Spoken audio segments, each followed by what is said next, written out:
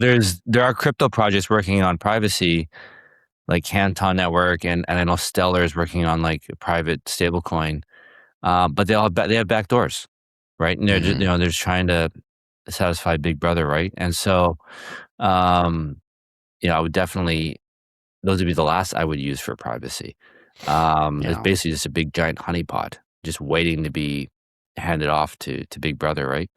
Um, so I'm curious, Joe. Maybe should we get into it then with Dash? You mentioned there's some Yeah. new update with the privacy. Tell us all about it. Yeah. To lead with the headline, Dash has activated shielded transactions based on uh, Zcash's Orchard/Ironwood technology. So essentially, Zcash's privacy, Dash has it now on our second evolution chain. Of course, I got my evolution shirt on today, but basically that means that Dash transactions can't. Dash has Zcash level privacy, but with 1 second finality, which is really cool. So let me give I got to give a little bit of the lore on the whole privacy stuff, right? So way back in the day, Bitcoin, most Bitcoin wallets, you got like one address at a time or one address. Then there was something called HD wallets or hierarchical deterministic wallets. And like a lot of like the THORChain ecosystem doesn't really like Multisig does not support this. This is like the OG stuff. But basically every new address every time, which helps with some basic privacy. So like if you pay me 5 times and to 5 different addresses right away, even if they know who I am and what my money is, they don't know I could have paid 5 people. I could have paid the same person. No one knows until you start to move those funds together. And they're like, oh, it must be the same person if it's in the same transaction. So that's some basic privacy, but like not super great. People have been hammering on Bitcoin privacy since Satoshi was around. Like Satoshi's talking about zero knowledge proofs and things like that, and basically thought something similar to like the Zcash vibe would be really cool to build a Bitcoin version on that, but the technology was just not there. So Dash had a built-in integrated coin join feature in 2014, which basically it's like I have a $20. It's a 10, a 5, and 5 ones. And then so do you, so do you. We all throw it in a pot together, mix it around, and then we pull it out. And we still have the same amount, the same denominations, but they're like different people's. And so therefore, if Denny had a crazy night at the strip club and there's some like residue on some of these bills, maybe he doesn't have them anymore, or maybe someone has it here and there, and it's not like, those are his. So it basically breaks up what they call the transaction graph. So when you send, everyone sees this transaction sent for this amount to this address, but they don't know who that was. Even if, say, you withdraw from a centralized exchange, the whole world knows who you are. You do enough of a coin join, and then when you send out of that, it's not necessarily clear that that was your money because it gets kind of all mixed together. Now, all the asterisks to that are, of course, you have to be careful. There's timing. So if someone withdraws a suspiciously unique amount from an exchange, and then a suspiciously similar amount in a short period of time comes from some big coin join out to another address, they're like, I think that might be the same person, especially if they IP trace or something like that. Then it kind of breaks down. So you have to be a lot more careful with that, but it still gives a decent amount of privacy.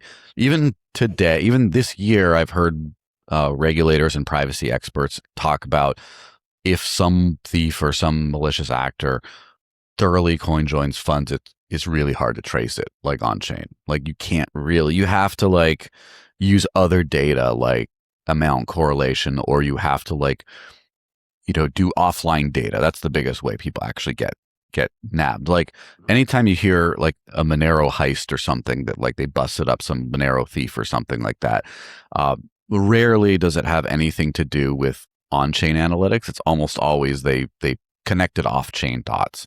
So that's kind of that. Monero at the same time had a ring signature, which basically you have a decoy, you have a single real transaction and then a few decoys, and you have to guess which one is the real one. Whereas CoinJoin, they're all real transactions. It's just you don't know whose. Whereas with Monero, there's some that are fake, I guess. And so Probably, I would say like the Dash coin join stuff was like a more robust, yet maybe slower, I guess, version of what Monero had up until 2017 when Monero implemented um, confidential transactions. Which, by the way, Adam Back, who people know is I'm not a fan of him these days, but he invented this thing called confidential transactions, which basically just says like, it just says it hides the amounts in addresses and transactions. So if you're using CT addresses and stuff, you can see I sent from this address to that address to this address. That's all public, but the amount that's being sent is just like, we don't know. We just know the total amount in these addresses together, but we don't know the individual transaction amounts. So if you combine that with ring signatures, which is the Monero from 2017 to today, then you have a pretty strong privacy because the amounts are hidden. And then when you send a transaction, it's like I think the ring size has gotten different, larger over the years, but it's like 16, like one of 16. One of these is the real one. Now, in recent years, they've managed to find some ways of sort of like breaking that a little bit. There's a Monero researcher called Rucknium who managed to use some statistical analysis to get the effective ring size down to like 4.2 or something. So therefore, you have like a 25% chance of guessing which is the right transaction. Of course, the amounts are still hidden. So then that's like, it's still hard. And then there's something called a flooding attack, where if you send tons of transactions on the network, you, the attacker, are part of these decoys, the shared decoy set. So if you combine those two together, you could, again, this is like, I don't want to say state level necessarily, but this is like a very coordinated attack. You can get the effective ring size down to like a 1.3. So they say like Waldo hiding in a room of himself and a third of another person. So that starts to get a little bit more scary. Amounts are still hidden, so it's much less useful, and you have to again be very coordinated with this attack. But that's one of the reasons why Monero has been working on full chain membership proofs, which would do it instead of, oh, I could be one of this certain 16 decoy set. The decoy set becomes everyone, but not just everyone today, but every transaction ever. It was one of the transactions that has occurred in Monero at some point. And so that's it's a different way of doing essentially what Zcash does today. Zcash did something with a zero cash protocol. Basically, they created a whole, whereas Monero has two pieces, right? Ring signatures and CT. They created like a whole cryptographic circuit. So the whole privacy thing is one mathematical piece. And it took a lot of math to like figure out how to do it right. And so the Sprout pool, you needed something called a trusted setup, where you have to have like an initial secret that like a group of people had. And then you have to trust that everyone destroys that secret in order to trust the supply of the pool. Because someone who, if not everyone destroyed the secret, then there's a possibility you could do like a counterfeiting or something. And this is one of the biggest issues with this, other than the computation. Again, as I mentioned with the 10-minute on the laptop thing, not feasible. Over time, when you move on to the sapling pool and then the orchard pool, when you start to do these increases in the technology, which, by the way, the Zcash cryptographers, I would say like best in the world, probably, they've advanced the state of the art of cryptography, not just cryptocurrency, several times with their mathematical proofs. So now we're fast forward to today, the orchard pool, and Ironwood is just like a supply verified orchard pool. It's the same technology. Right now, the orchard pool, no trusted setup, and transactions are able to be verified on small mobile devices. So if you have like a really ghetto phone, it might drag, but on like a typical phone today, you could probably generate a proof in like 2-3 seconds or something and send. So you get like space age privacy, as it were, like really fast. So basically Dash focused on a lot of things that weren't a major overhaul in privacy over the years. Is a lot of minor tweaks. Like changing the mixing grounds, changing a few other little things to make things more efficient or better or move faster, but improving the privacy function. But it's more like tuning up the machine rather than get a whole new one. And Dash got hit with a lot of regulatory issues due to, well, not even regulatory, I would say FUD. Like the privacy FUD was strong in the 2019 to 2024, 2023 era, especially. So Dash was listed on way more exchanges than Zcash or Monero, so had probably more delistings than either of those. And people at the time were very cautious about privacy. And there was a big controversy where some well-meaning Dash investors put in budget or treasury proposals, put in like governance proposals to say we should just remove our privacy function and stay on things at least 2-3 different times, if not more. And each time, of course, they got voted down because the community's been dedicated to privacy. But it was like a 75%, 80% yes, the rest like 20-25% no. So it wasn't like everyone, like 90%, 95%. It was like clearly there was some concerned people. Eventually, the people pushing for trying to be have a calm public presence about privacy, trying to like downplay it, they ended up leaving the project. The people who've been sort of involved in running it since 2022 onward have been much more friendly to that. And especially, I've been really pushing hard for this privacy stuff, like being a giant pest in the ecosystem. We need to do it or no one's going to take us seriously. Blah, blah, blah, blah. We need to. And so the consensus was always, sure, let's do it, but we have other things on our plate. Like we have other things to focus on. We have so much of a backlog. And so I got some privacy grants. I got some developers to start working on some sort of an overhaul, which I don't really need to spend much time talking about because it doesn't seem like thankfully we're not going to do that because we're doing something better. When I was in Monerotopia in February of this year, the lead developer, Sam Westrich, who's a brilliant guy, and it'd be great if you had him on sometime, but he's probably going to be a little shy for a while because he's just, he's working all the time right now. There's a lot to do. But he messaged me. It was like 6:30 in the morning my time, but it was, wherever, different time zone there. And he's like, oh, I think I got I know you've been talking about Zcash a lot.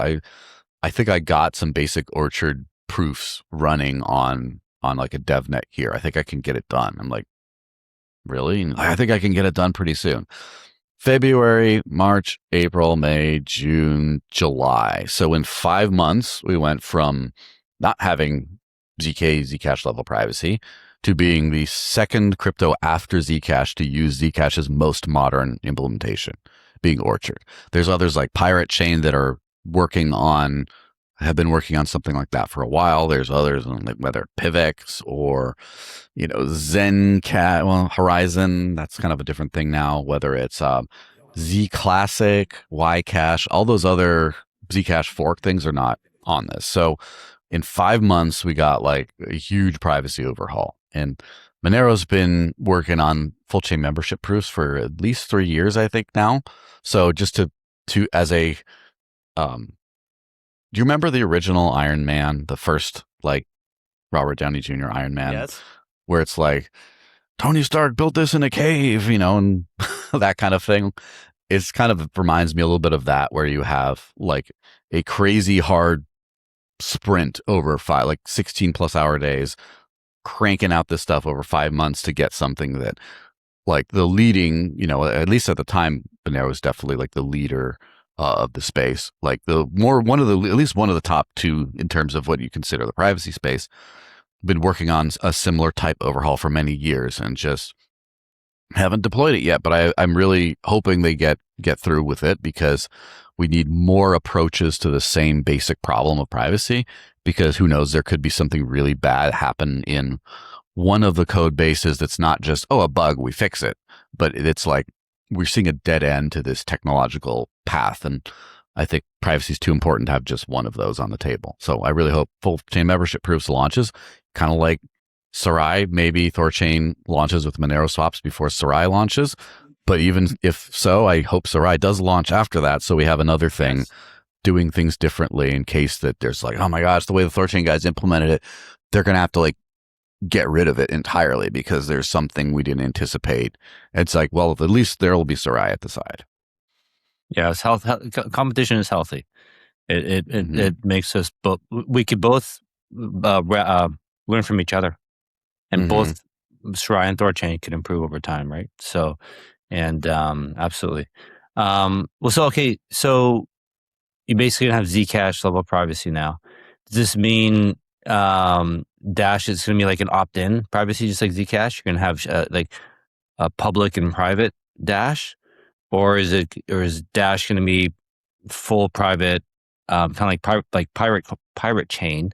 Mm-hmm. Is just their fork is Zcash. What they're doing different. It's all shielded. There is no Mm-hmm. optionality. How is Dash doing this? Yeah, it's going to be optional. And I wrote something on how to do this. I wrote some article recently on, private by default. There's just a lot of discussion. This is a really popular talking point in the privacy world as far as like what's default and what isn't. Um, I First of all, I believe in the literal definition of private by default, meaning that that should be the default option when you use something. It should have the private option should be default. And that means when you build wallets a certain way, when you build exchanges, you build protocols, whatever, you should start with privacy. So the user who starts using these should have privacy first. And what people who say private by default mean typically is there's no transparent option in the protocol. And I don't necessarily believe in that. And I don't think the people saying that, a lot of them, depends on who, believe that. Because, first of all, so Monero has view keys today, and they're incoming view keys, meaning if you share a view keys, first, this, and I might get something slightly wrong here. I don't think so, but just a minor disclaimer on that I haven't done tons of research into the view keys. But from my understanding, today, Monero's view keys, if you give someone a view key, for whatever address, now you show all incoming transactions, and you can't show outgoing transactions though. It's like a technical limitation of how that works.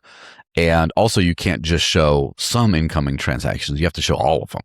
So I would say Xano is implementing a gateway address, which is like a public address type.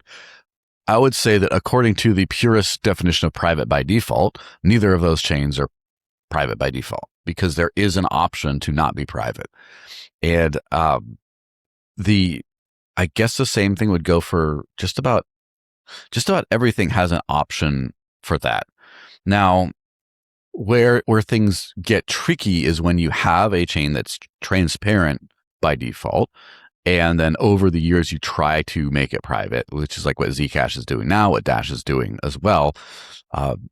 It's like herding cats. You have to like do a lot of work to move that over.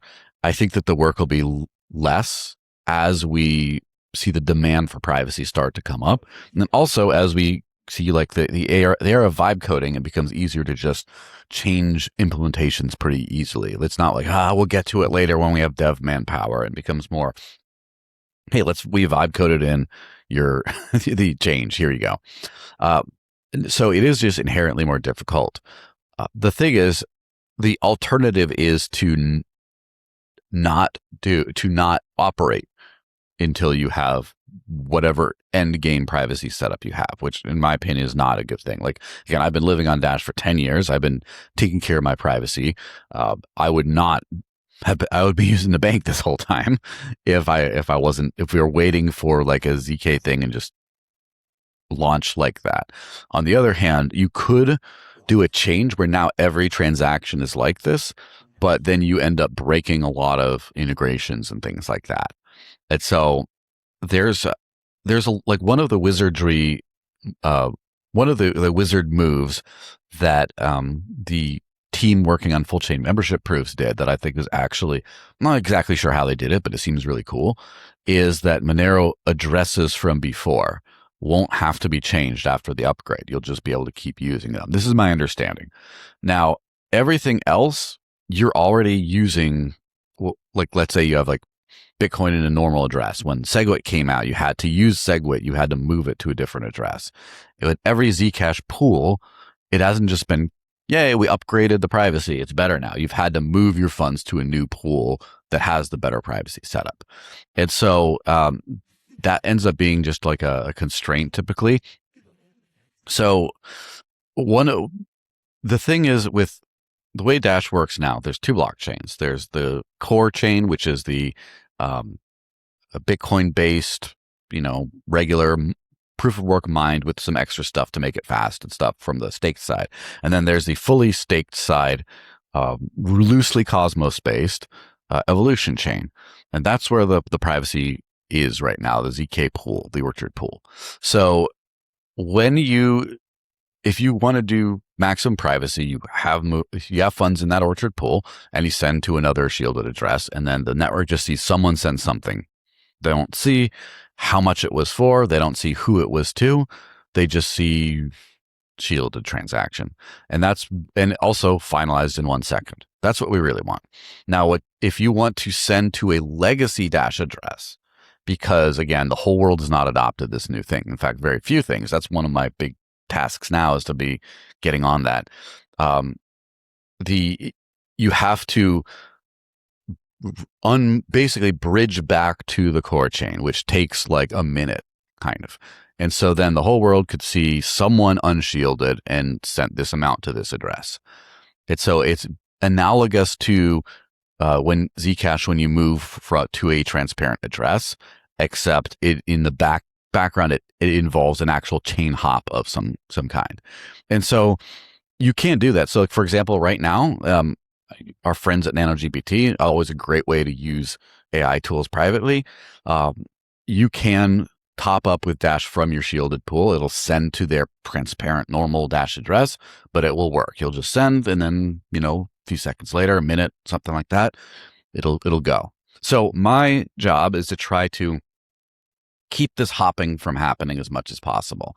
So instead of like, oh, you want to pay at bit refill, send, bridge, transparent address. And then there might be some latency there. So like 30 seconds or so. I'm trying to get this up here. So it's just Z to Z. Z to Z makes everything faster and better and more private. And so the more integrations are good.